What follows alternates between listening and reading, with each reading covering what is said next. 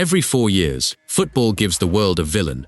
Sometimes it's a player, sometimes it's a whole nation. This summer, it was both.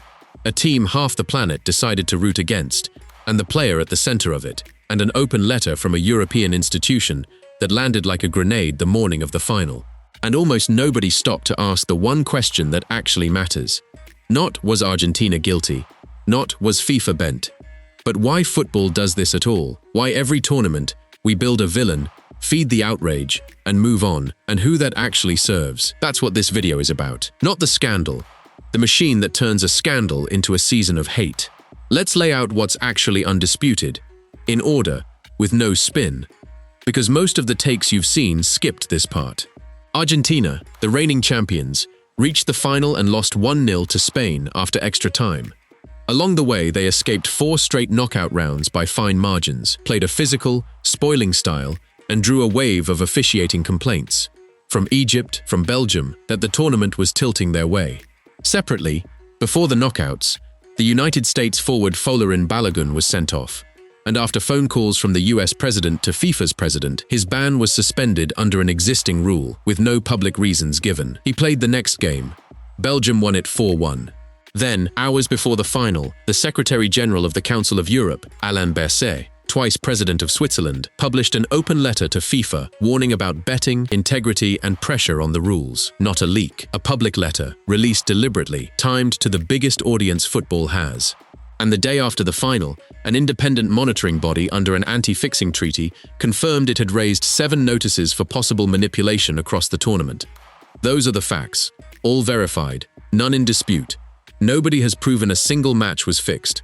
I'll keep saying that. Now here's where it gets interesting, because the story people are reacting to and the story that actually happened aren't quite the same thing. If you like football's noise taken apart calmly, subscribe and tap hype. It's free, and it pushes us up the sport board. Now, the machine. Here's the part nobody covering this wanted to talk about, because it implicates all of us. Football hatred isn't really about what a team did. It's about how narratives harden. Watch how it works. A team wins, and keeps winning late, and in the public imagination that stops being resilient and becomes arrogant almost automatically, regardless of what any individual player actually does. The winning is the crime. It happened to the great Brazil sides, to Germany, to France. Dominance breeds a story, and the story is always some version of who do they think they are. Argentina didn't invent that. They just walked into it as the reigning champions with the most famous player alive, and that player becomes a lightning rod, because a feeling needs a face. It's hard to be angry at a refereeing trend or a betting market. It's easy to be angry at a man standing over a free kick. So the whole diffuse frustration of a tournament gets attached to the single most recognizable person on the pitch.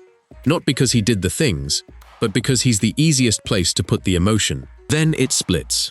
Scroll any comment section on this, and you'll find 2 camps talking straight past each other. One judging the individual, the man himself, and one judging the shirt he wears and everything it represents. And here's the thing, neither camp is arguing about the same Messi. One's talking about a footballer, the other's talking about a symbol.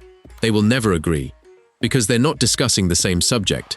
And that permanent, unwinnable split is exactly what keeps the argument alive and the clicks coming for weeks. Which brings us to the letter, because the letter is the perfect case study in how this machine gets fed. So let's be precise about what this letter actually was, because a lot of the reaction got it wrong. It was not a leak. It was not a smoking gun smuggled out of a filing cabinet. It was an open letter, deliberately written, deliberately published, and that timing is the interesting part. Not a scandal, but a choice. An open letter released at that exact moment isn't primarily a legal document. It's a message, and it's worth asking, calmly, who it's actually aimed at. Its author is real and serious. Lionel Messi, head of the 46-nation Council of Europe. His words were pointed. He wrote, "The next crisis has already begun. It has 2 names, money and power. And on the rules bending under pressure, every result is open to doubt. And on the betting picture, 6 words. It is an open door to fraud." Those are strong lines from a genuine institution, and they name real, verified concerns. The Balogun reversal, the betting money, FIFA taking sponsorship from a prediction market. But here's what the letter does not do, and this is the honest bit. It doesn't prove anyone fixed anything. It doesn't change a single result. What it changes is the temperature. And that's the mechanism worth understanding. A public warning from a credible body doesn't have to reveal wrongdoing to feel like a scandal. It just has to feel official. The letter didn't add facts. It added legitimacy to a feeling millions already had. And a feeling with an institution's letterhead behind it spreads very, very fast. That's not the same as the feeling being proven right. It's not the same as it being wrong either. It's just a different thing than most people reacting to it think it is. So a team gets cast as the villain, a player becomes the face, and an open letter pours legitimacy on the fire. The obvious question, why does football do this every single time? Because outrage is now the product. That's the uncomfortable truth underneath every hate cycle.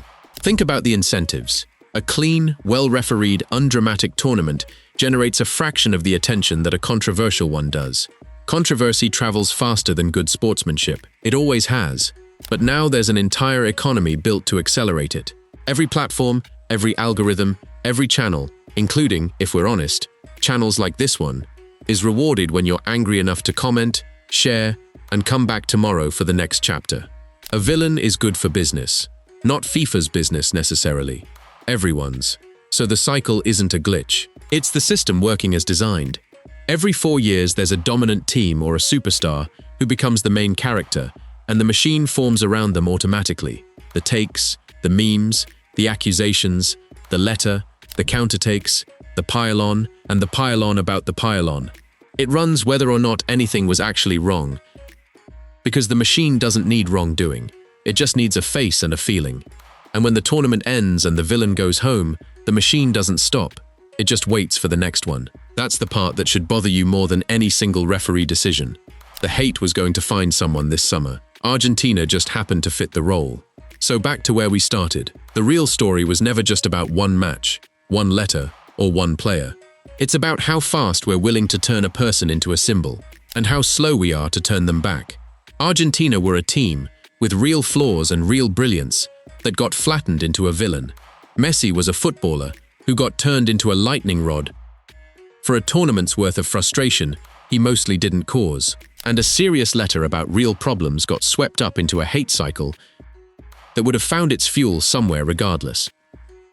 None of that means the concerns were fake. It means the reaction had a life of its own, separate from the facts. And once you can see the machine, you can't unsee it. You'll spot the next one forming in real time. So tell me, honestly, is the criticism this summer about the team, about the individual, or about something bigger than either? The machine itself? Drop it below. Best answers get pinned. Subscribe for more of football's noise taken apart calmly. Tap hype if this earned it. Pitchside FC. Pick a side.